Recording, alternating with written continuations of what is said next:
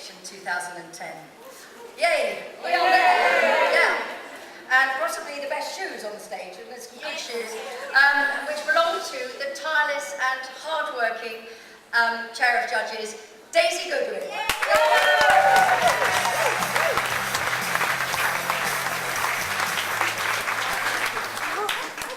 Well, it really has been an honour to be the chair of the Orange Prize in this, its 15th year. An honour, an experience, and possibly an ordeal. I started in October, and 9 months later, and 129 novels, I'm about to announce the winner. The judging process was quite interesting. I've got a girl crush, totally, on my fellow judges, who are Alexandra Shulman, Baroness Julia Neuberger, Miranda Sawyer, and Michelle Roberts. It started off in the Soho house, like a rather sort of bad blind date. We were all kind of sizing each other up. And 3 or 4 meetings later, it was like Sex in the City, except we were talking about books instead of shoes. But they've been wonderful, and I've so enjoyed listening to what they've had to say about all these books. And I hope they've enjoyed listening to what I have to say about all these books. I'm so proud of our shortlist, which I think is a fantastic shortlist.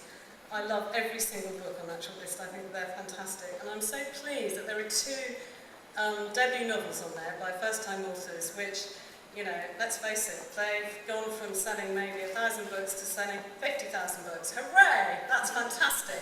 And that's, I have to say, I think the point of these prizes. The shortlist is amazing, and I mean, I'll just run through it very, very quickly. You all know about it. You've got Wolfhall, which is the most fantastic book about, you know, the feral world of Tudor politics. You've got The Very Thought of You, which is an extraordinary book about a child's eye view of a very adult world. You've got Attica Locke's fantastic book, Blackwater Rising, which I think is the first thriller to make it onto the Orange shortlist, which is set in Houston in the 1980s. It's a fabulous book. You've got The Lacuna by Barbara Kingsolver, which is about a man, an artist, who's trying to find himself and trying not to slip into the gaps in history. And you've got The Gate at the Stairs by Laurie Moore, which is an amazingly kind of complex look at 2002. She got cross with me last night when I said they were historical novels, but I think it is a historical novel. About 2002, about that time in the American Midwest, which is sort of gap between, 9/11 and the beginning of the Iraq War. I think I've done it all now. If I haven't, then somebody should me. And Monique Roffey, who has written a book of staggering genius called A White Woman on a Green Bicycle, which is a wonderful portrait of a disintegrating marriage and a country that's also falling apart. And it's got a wonderful structure, and it was just such a revelation to me. I haven't read Monique's work before, and I'm really overcompensating here, obviously, for forgetting it, but and it's a fabulous book. I recommend you read, well, all these books on the shortlist. But of course, there can only be one winner. But before I announce the winner, I'm going to ask all the shortlisted authors to come up here and get a bound copy of their book from Her Royal Highness. So, if we could start with Rosie Allison, the author of The Very Thought of You.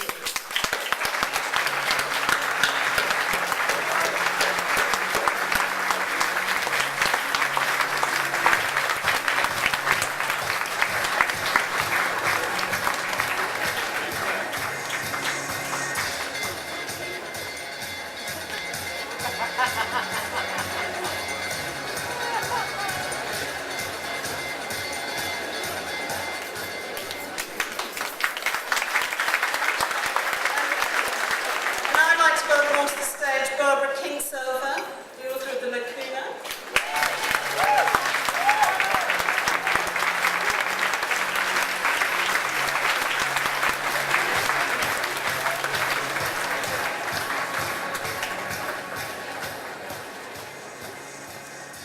And following her is Attica Locke, who's come all the way from Los Angeles.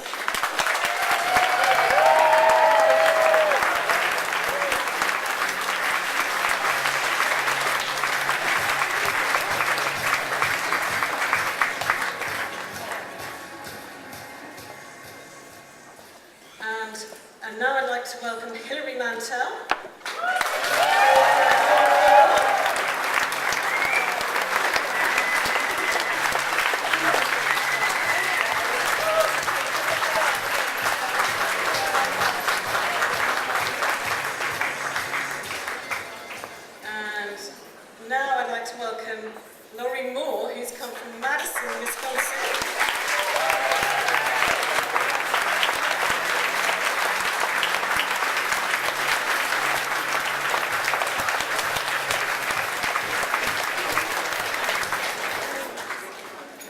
And last but not at all least, Monique Roffey.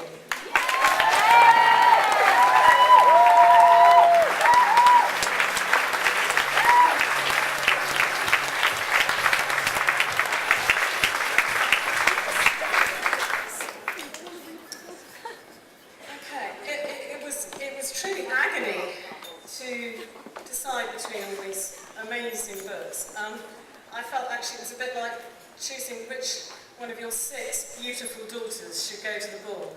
And we had a very heated debate. Opinions went back and forth, but in the spirit of the new politics, we achieved a consensus. And I pay tribute to my fellow judges for being so civilised about what was quite a heated debate. Anyway, I'm going to get on with it now.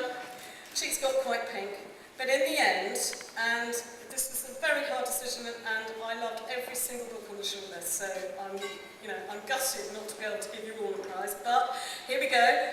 The winner is a book by an author, I'm not going to describe the book, by an author who says, I don't take risks in my personal life, but I think it's vital to take risks in my writing.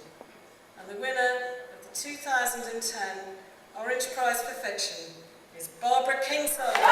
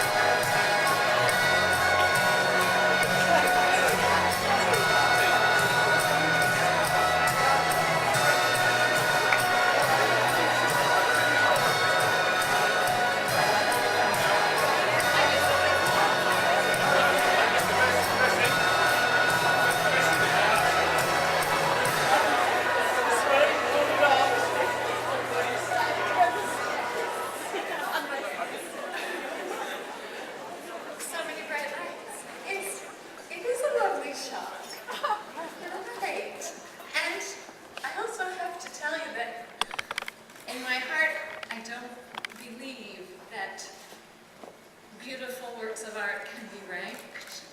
I'm so proud to be on this shortlist, and I believe that every author on the shortlist deserves this prize.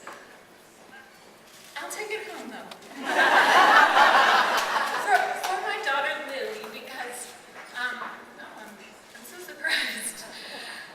11 years ago, another novel of mine was on this shortlist, and I couldn't come to this beautiful party because I had a baby. Every article of clothing I owned smelled like stale milk. It was a difficult time. I just couldn't do it. And so, but I thought my job is to devote myself to my children and to my writing, and the Cinderella days would come. And they did.